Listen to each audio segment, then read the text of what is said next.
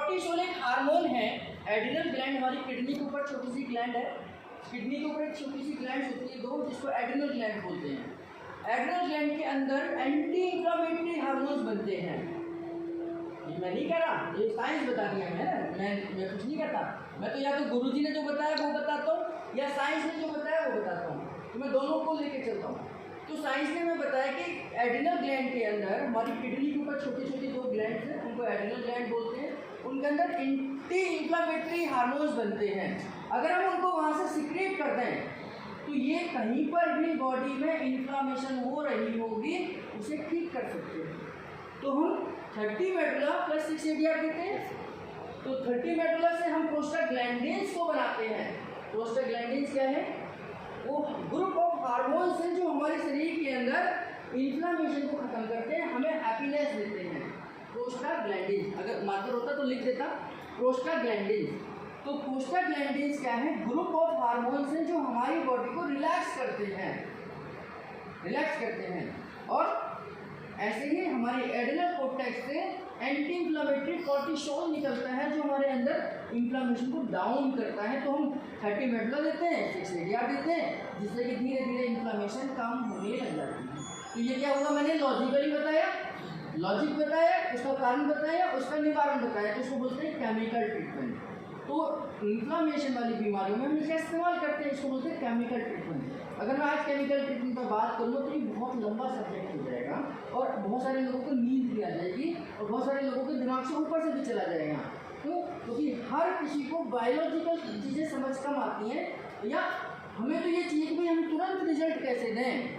Inflammation आप ठीक कर लो, हमें तो तुरंत रिजल्ट चाहिए। भाई मुझे तो घुटने का दर्द ठीक होना चाहिए। पेशेंट को क्या मतलब कि आप कैसे ठीक करो, तो घुटने का दर्द ठीक होना चाहिए। तो आज मैं केमिकल पार्ट पर कम काम करूँगा, आज फिजिकल पार्ट पर काम आपको बताऊँगा। फिजिकल ट्रीटमेंट का मतलब क्या हुआ कि फिजिकल ट्रीटमेंट से एक तो आपने इन्फ्लेमेशन पर काम किया, लेकिन उस एक ही दिन में इन्फ्लेमेशन कम नहीं होगी, उसमें टाइम लगेगा। लेकिन पहले ही दिन में आपको गर्दन के दर्द में आराम आ जाएगा। तो उसके लिए हम कुछ फिजिकल ट्रीटमेंट देंगे, यानी मसल्स को रिलैक्स करेंगे, मसल्स रिलैक्सेशन टेक्निक पर काम करेंगे। जब हम मसल्स रिलैक्सेशन टेक्निक पर काम करते हैं तो तुरंत रिजल्ट आता है। तो हमने तुरंत रिजल्ट देना है और उसके रूट कॉज पर भी काम करना है। तो रूट कॉज पर हमारी केमिकल ट्रीटमेंट काम करेगा और तुरंत रिजल्ट के लिए हम फिजिकल ट्रीटमेंट का इस्तेमाल करते हैं, जिनको हम सीखेंगे। वो केमिकल ट्रीटमेंट भी आपको मिलेंगे, लेकिन वो ग्रुप में आपको शेयर करूंगा कि अगर इन्फ्लेमेशन की वजह से घुटने में दर्द है तो हमें कौन से फार्मूले का इस्तेमाल करना है। अगर डिजनरेशन की वजह से पेन है तो हमें कौन से फार्मूले का इस्तेमाल करना है। अगर इंजरी की वजह से घुटने में दर्द है तो हम कौन से फार्मूले का इस्तेमाल करेंगे। अगर हमें स्पॉन्डिलोलिसिस है, लिस्थेसिस है या लॉर्डोसिस है या एंक्लोजिंग है, तो उस कंडीशन में ये समस्याएं होने पर हम कौन कौन से फार्मूले का इस्तेमाल करेंगे।